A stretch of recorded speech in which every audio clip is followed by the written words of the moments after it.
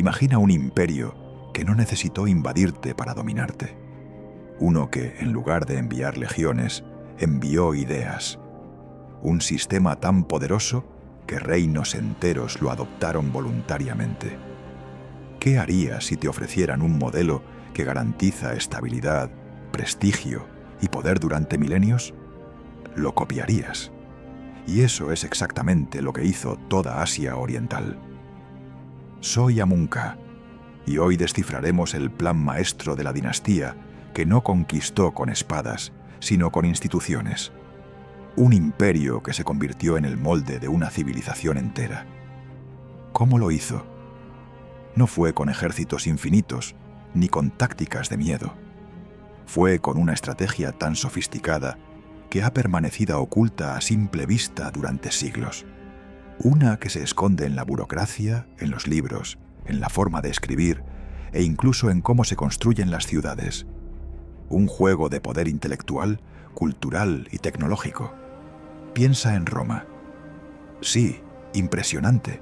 Sus acueductos, sus carreteras, sus centuriones. Pero Roma cayó. Su influencia se diluyó. Sin embargo, el modelo chino, ese sobrevivió, se reinventó, se copió. Corea, Japón, Vietnam, todos bebieron de la misma fuente. ¿Por qué? Porque no era una imposición brutal. Era una invitación a unirse a la civilización más avanzada del planeta. Esto no es una clase de historia. Esto es revelar los cimientos de un sistema operativo político y social que rigió el destino de millones. Un código fuente de poder que aún hoy resuena en las estructuras de algunas de las naciones más modernas del mundo. La dinastía Han no solo gobernó China, diseñó un prototipo de Estado que todos querían emular. Un plan tan eficaz que su eco perdura más de 2000 años después. Y todo comenzó con una idea radical. El poder no debe residir en la sangre, sino en el conocimiento. ¿Te suena? Podría ser un lema moderno, pero ellos lo aplicaron hace 2200 años. Mientras otras culturas mataban por un trono hereditario, ellos crearon exámenes imperiales. Imagínatelo. Funcionarios elegidos por su inteligencia, no por su linaje.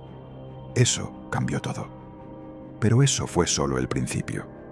El verdadero genio fue empaquetar todo un sistema de vida. Cómo comportarse, cómo gobernar, cómo escribir, cómo pensar. Convirtieron una cultura en un producto de lujo, y todos los reinos vecinos quisieron adquirirlo. No era colonización, era aspirar a ser como ellos. Así que prepárate, porque vamos a adentrarnos en los pasillos de poder de la China Han y sus sucesores. Vamos a ver cómo se exportó la meritocracia, el confucianismo y la escritura. Cómo ciudades enteras se planificaron como clones de la capital china. Cómo la tecnología se convirtió en un arma de influencia masiva. Esto es lo que los libros de historia no te cuentan con esta claridad. Esto es el arte de la dominación silenciosa. La historia de un imperio que fue tan imitado que se convirtió en el arquitecto invisible de medio mundo. Y todo, repito, todo, empezó con un plan. ¿Estás listo para conocerlo? Durante más de 4 siglos, la dinastía Han no gobernó, diseñó. Tejió un entramado de ideas tan poderoso que trascendió fronteras, dinastías y milenios. Mientras otros imperios se desangraban en guerras de conquista, China perfeccionaba un modelo de civilización tan completo que se convirtió en el estándar dorado de toda Asia Oriental. No se llamaba a sí misma un imperio, sino el Reino del Centro, Zhongguo. Y esa no era solo un nombre, era una declaración de principios. Se veía no como un poder más, sino como el eje alrededor del cual giraba el mundo civilizado. Su plan maestro era distinto. No buscaban someter mediante la fuerza bruta, sino atraer mediante la ejemplaridad. Ofrecían un paquete completo, un sistema de gobierno estable, una estructura social jerarquizada pero meritocrática, una cultura refinada y una tecnología avanzada. ¿Qué reino en su sano juicio rechazaría semejante oferta? Para Corea, Japón o Vietnam, adoptar el modelo chino no era rendirse, era ascender. Era ingresar a un club exclusivo de naciones civilizadas. Pagaban tributo, sí, pero a cambio recibían algo invaluable: legitimidad ante los ojos del cielo y de sus propios pueblos, acceso a redes comerciales inmensas y tecnología de punta. Era el negocio geopolítico del milenio. La grandeza del Plan Han, y luego perfeccionado por Tang y Song, residía en su flexibilidad. No exigía que los coreanos dejaran de ser coreanos, o los japoneses japoneses. Solo les pedía que adoptaran un conjunto de herramientas institucionales y culturales para mejorar sus propios reinos. Podías mantener tu identidad, tu lengua hablada, tus dioses locales, pero para gobernar, para escribir leyes, para la diplomacia y la alta cultura, usabas el manual de instrucciones chino. Era un sistema operativo con una interfaz cultural adaptable. Imagina el impacto. Un enviado coreano llega a la majestuosa capital Han, Chang'an. Ve sus avenidas perfectamente rectas, su burocracia funcionando como un reloj, sus eruditos debatiendo textos clásicos. Regresa a su reino y le dice a su rey: «Majestad, tenemos que copiar esto». Y lo mismo ocurría con los japoneses, que enviaban delegaciones enteras, las llamadas misiones Kentoshi, para beber directamente de la fuente de la civilización. No era imposición, era admiración pura. La eficiencia del sistema era su mejor propaganda. Este no fue un proyecto de una sola dinastía. Los Han lo iniciaron, pero los Tang lo pulieron y los Song lo llevaron a su máxima expresión cultural y tecnológica. Fue una evolución constante de un modelo de Estado que se demostraba a sí mismo como el más exitoso, longevo y estable de la época. Mientras Europa se sumía en la fragmentación feudal tras la caída de Roma, Asia Oriental se integraba bajo un paradigma común, un código civilizatorio compartido que todos copiaban, porque simplemente funcionaba. La pregunta entonces ya no es si copiaron el modelo, sino cómo lo hicieron. ¿Cuáles eran los componentes exactos de este plan maestro que resultaban tan irresistibles? Porque un reino no cambia su alma por capricho. Ahora, adentrémonos en los 3 pilares que sostuvieron esta hegemonía silenciosa, empezando por la columna vertebral del Estado. Una máquina de gobernar basada no en la sangre, sino en la inteligencia. El primer pilar, la burocracia meritocrática, fue quizás el más revolucionario de todos. En un mundo donde el poder se heredaba por sangre, por conquista o por golpes de fuerza, China inventó una máquina de gobierno basada en el conocimiento. No importaba si eras hijo de un campesino o de un noble.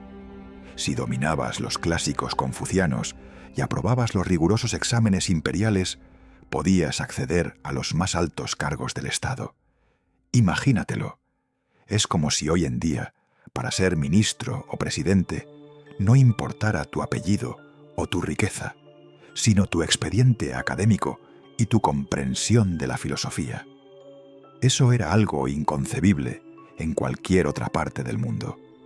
Este sistema, formalizado bajo los Han y perfeccionado bajo los Tang y Song, creó la primera tecnocracia de la historia.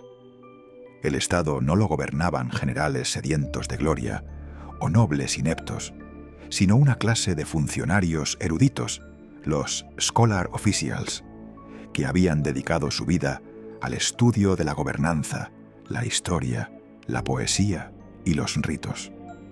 Su lealtad no era primero a un clan familiar, sino a un ideal de orden y armonía social. Esto generó una estabilidad asombrosa. La administración funcionaba con una eficiencia burocrática que permitía gestionar un imperio de millones de personas, recaudar impuestos, mantener infraestructuras y aplicar la ley con una coherencia que los reinos feudales de Europa no podían ni soñar. Y aquí viene la parte genial del plan.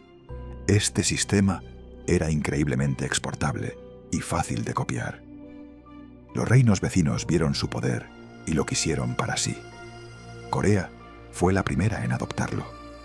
Los reinos de Goguryeo, Baekje y Silla implementaron sus propias versiones de los exámenes estatales basados en los clásicos chinos. En Japón, durante los períodos Nara y Heian, la influencia fue masiva.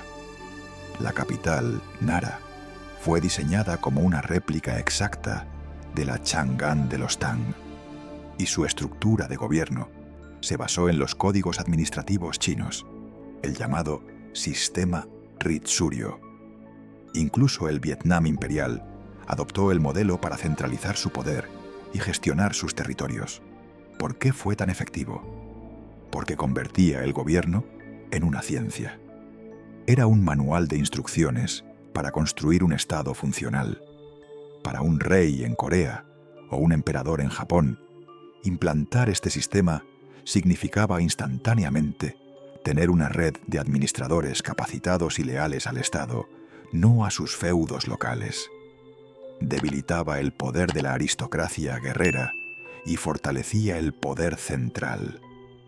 Era una forma de modernizarse y consolidarse de un golpe. China no tuvo que obligarles. Ellos mismos vieron los resultados y enviaron eruditos a estudiar el sistema para importarlo. Era el equivalente antiguo de comprar la licencia de un software de gestión de última generación. Pero el software no era tecnológico, era intelectual, y su código fuente estaba escrito en los textos de Confucio. Esto nos lleva directamente al segundo pilar, el pegamento que mantenía unida toda esta maquinaria.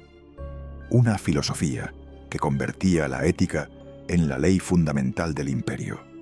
Pero una máquina de gobierno, por eficiente que sea, necesita un alma, un propósito, un código moral que la guíe. Y aquí es donde el plan chino mostró su verdadera profundidad. El segundo pilar fue el confucianismo, la filosofía que se convirtió en el sistema operativo ético de toda Asia Oriental.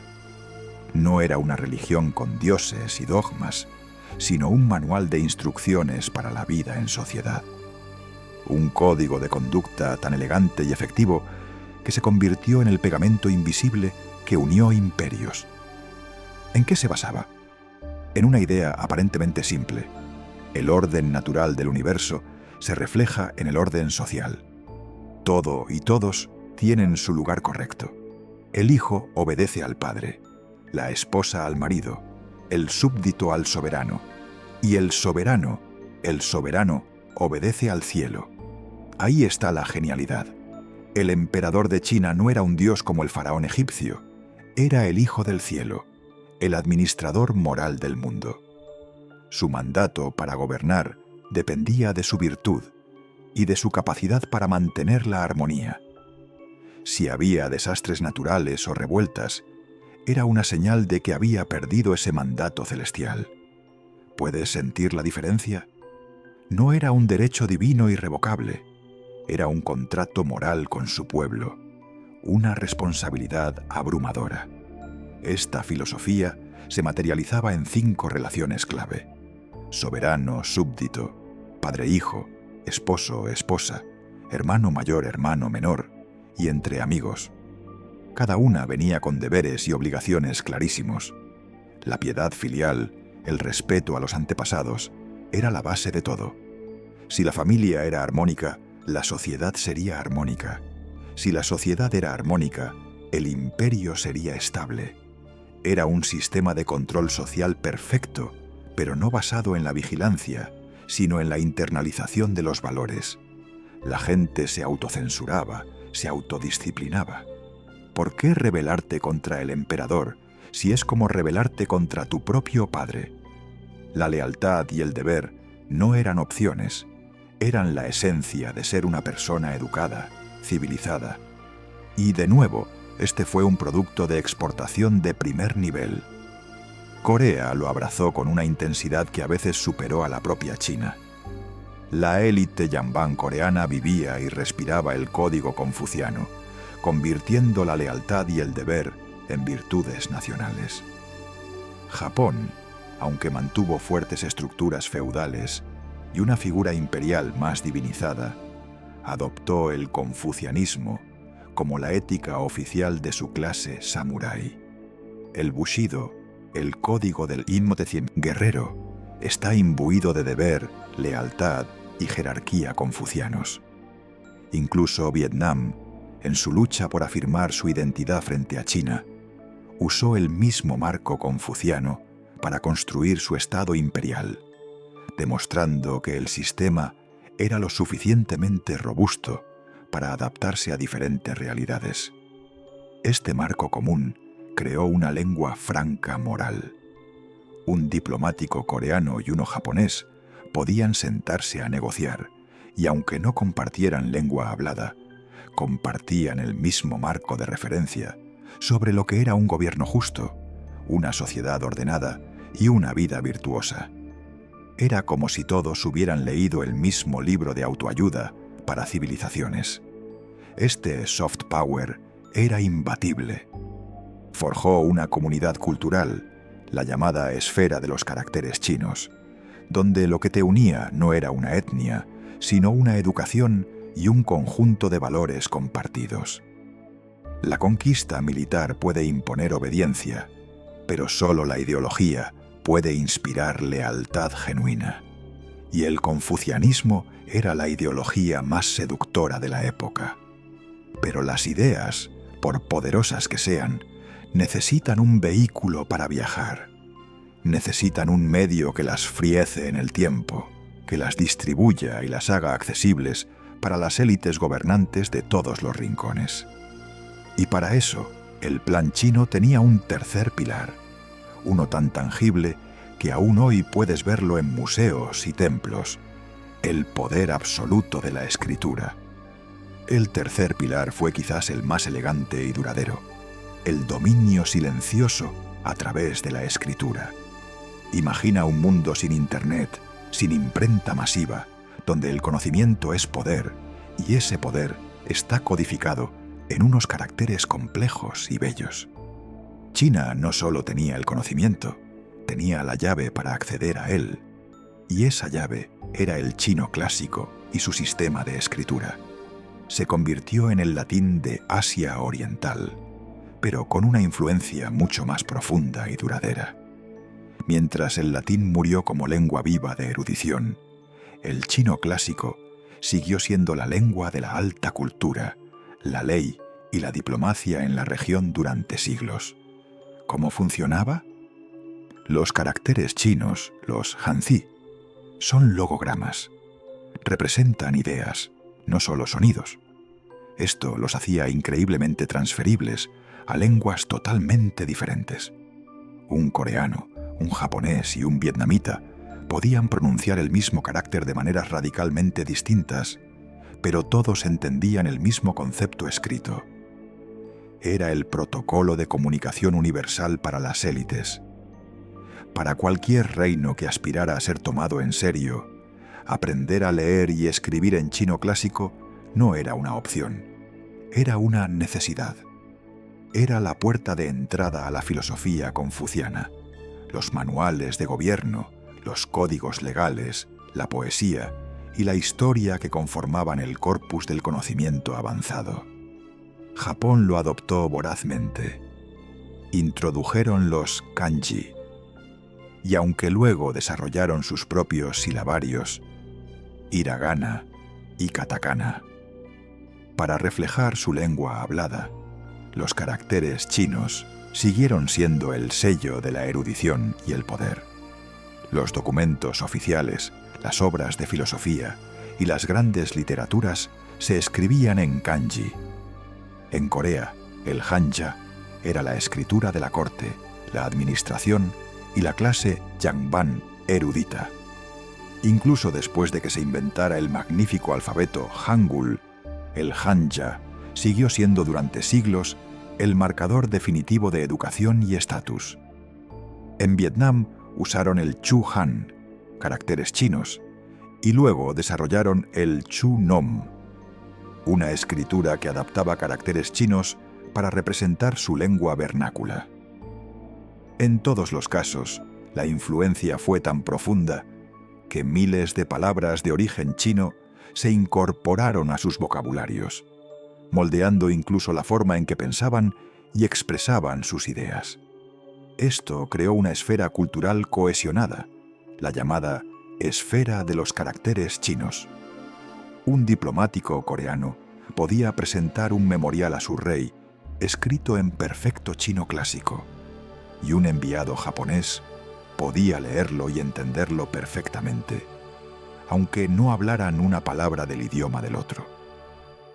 Las cortes de Asia Oriental se comunicaban entre sí en chino escrito, como las cortes europeas lo harían luego en francés.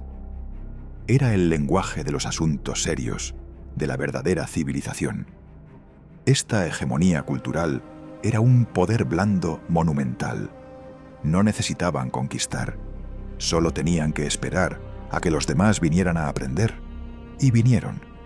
Misiones enteras de coreanos y japoneses viajaban a China para estudiar, comprar libros y copiar textos sagrados y manuales técnicos, llevándose consigo el software cultural completo de regreso a sus países. Pero el plan no se quedó solo en las ideas y las palabras. Tenía que materializarse en algo tangible, en algo que se pudiera ver, tocar y admirar. Tenía que demostrar su superioridad no solo en libros, sino en piedra, en metal y en la organización del espacio. La eficiencia del sistema y el poder de su cultura necesitaban una demostración física irrefutable. Y China tenía esa carta bajo la manga, una ventaja tecnológica y urbana tan abrumadora que dejaba a cualquier visitante extranjero sin aliento. El plan no se quedó solo en las ideas y las palabras. Tenía que materializarse en algo tangible, en algo que se pudiera ver, tocar y admirar. La superioridad del modelo chino necesitaba una demostración física irrefutable, y ahí fue donde su ventaja tecnológica y urbana resultó abrumadora. Imagina ser un enviado de un reino coreano o japonés llegando por primera vez a la capital Tang, Chang'an. Lo primero que ves son murallas que parecen cortar el horizonte, puertas monumentales vigiladas por soldados impecables y detrás un damero perfecto. Avenidas de 100 metros de ancho que se extienden en una cuadrícula perfecta, como un tablero de Go cósmico. Barrios específicos para administración, para comercios, para templos. Un urbanismo que grita orden, control y poder absoluto. Esa sola imagen era la mejor propaganda del imperio. Y por supuesto, todos quisieron copiarla. La capital japonesa de Nara, Heijō-kyo, fue una réplica consciente y minuciosa de Chang'an, con su palacio al norte, su avenida central Suzaku y su grid sagrado.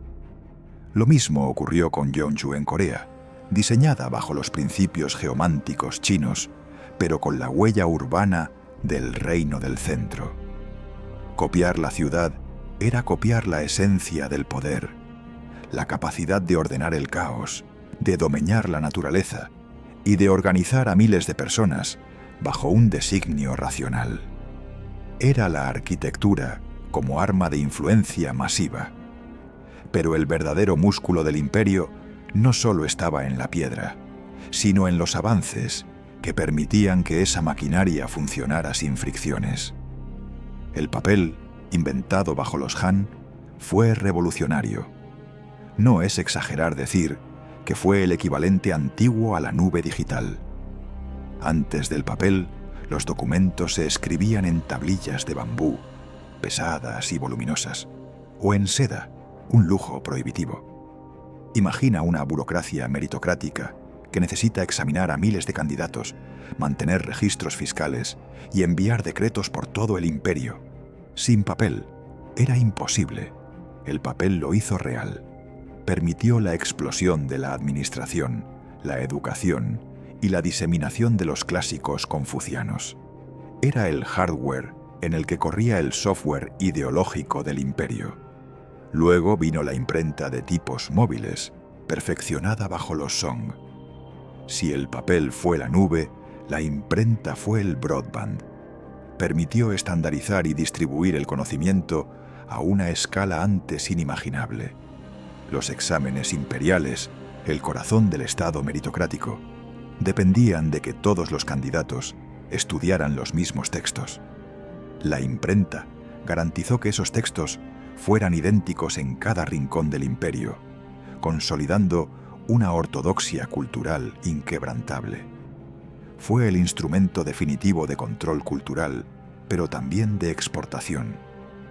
Los libros chinos se convirtieron en el bien de lujo más preciado para las élites coreanas y japonesas. Y para conectar ese vasto imperio y a sus estados tributarios estaban la brújula y las avanzadas técnicas de navegación. La brújula permitió que los barcos chinos surcaran los mares con una certeza pasmosa, tejiendo una red de comercio y diplomacia que llegaba hasta Java y la India. Esta red era la sangre del sistema tributario. Los barcos coreanos y japoneses que viajaban a China para rendir pleitesía y comerciar dependían de tecnologías y cartas náuticas chinas. La supremacía naval no era solo militar, era logística y económica. Era el sistema circulatorio del mundo sinocéntrico. Finalmente, estaba el elemento disuasorio final, la pólvora. Aunque su uso militar se desarrolló más plenamente después de los Song, su potencial como arma fue comprendido rápidamente. Los cohetes y los cañones primitivos chinos eran la demostración última de poder.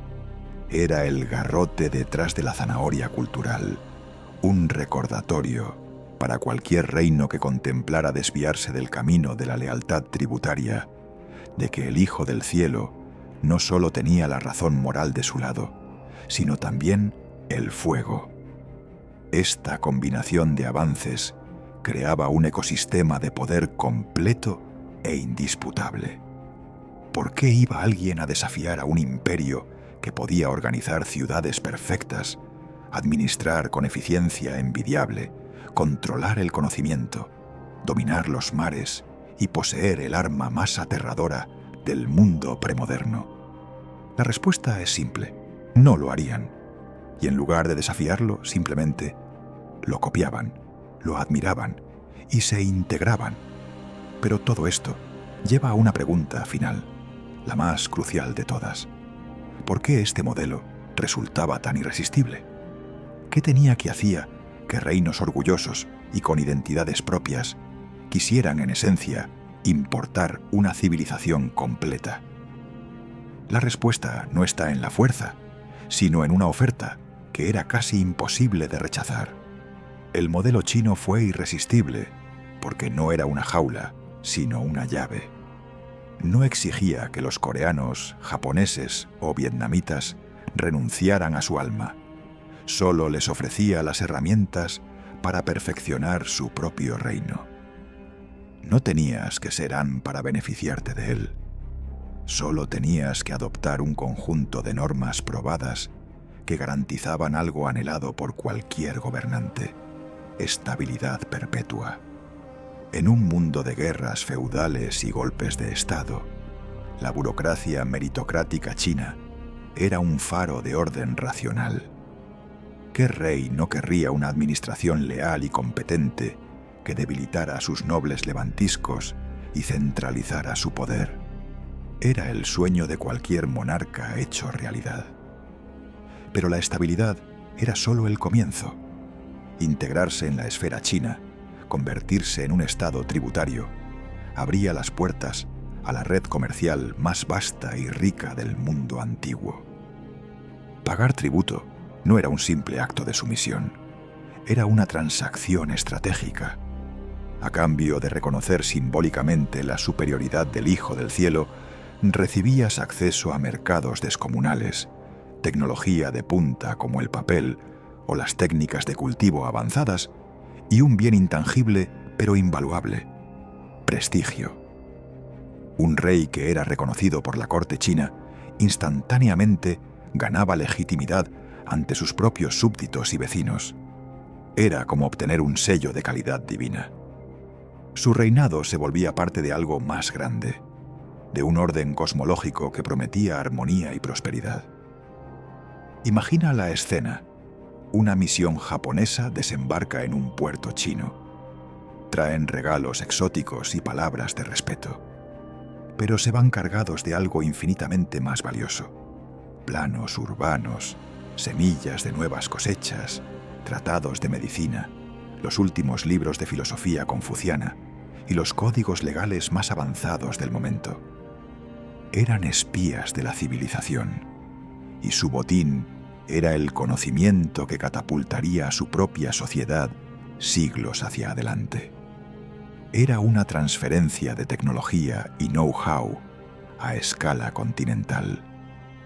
¿Por qué intentar reinventar la rueda o el papel o el examen imperial cuando podías importar el modelo completo, ya probado y perfeccionado durante siglos?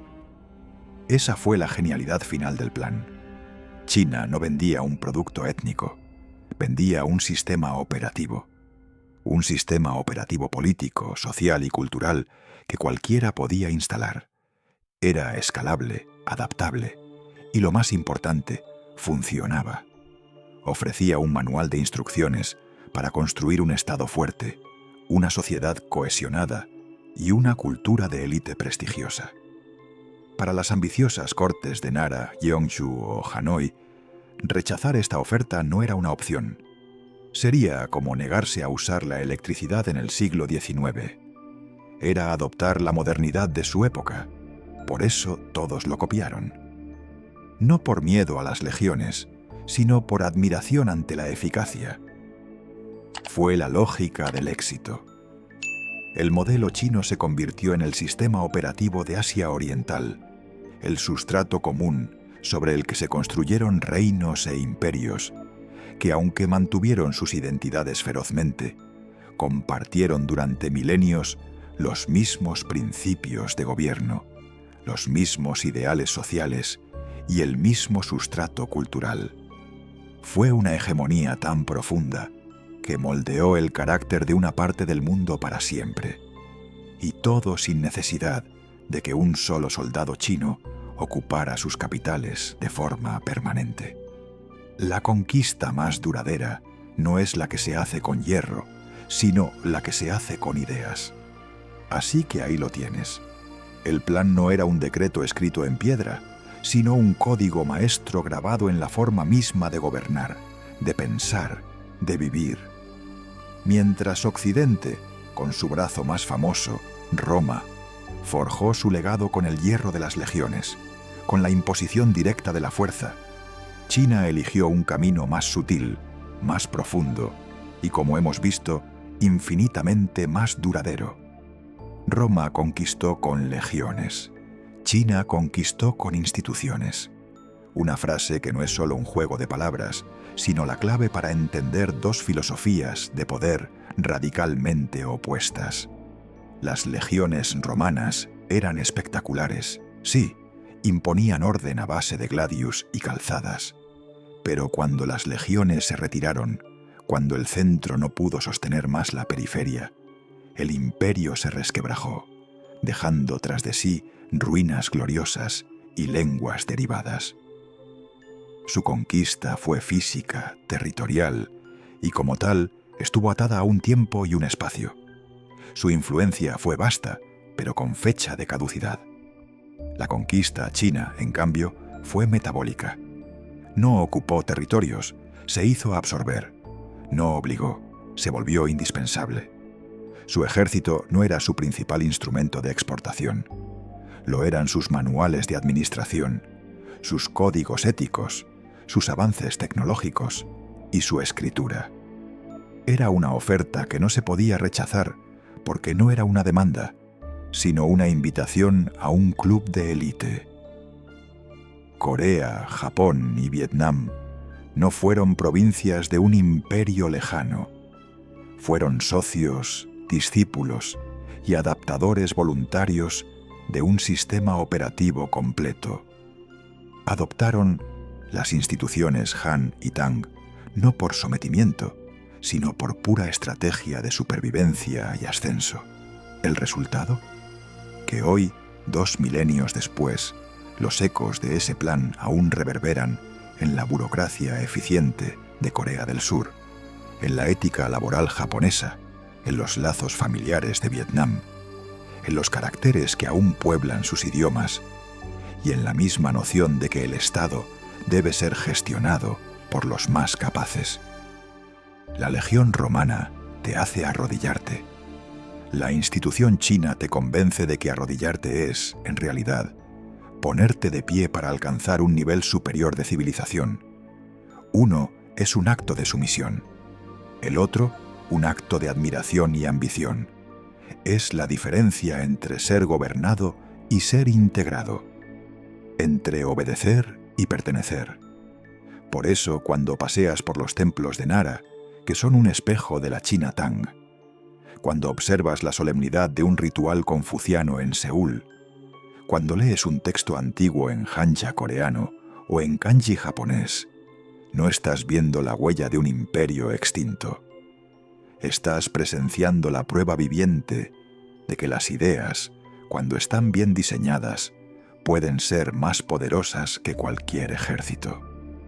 El plan de la dinastía Han y sus sucesores demostró que el poder más formidable no es el que se ejerce desde fuera, sino el que se implanta dentro, en el corazón mismo de cómo una sociedad se organiza, se educa y se entiende a sí misma.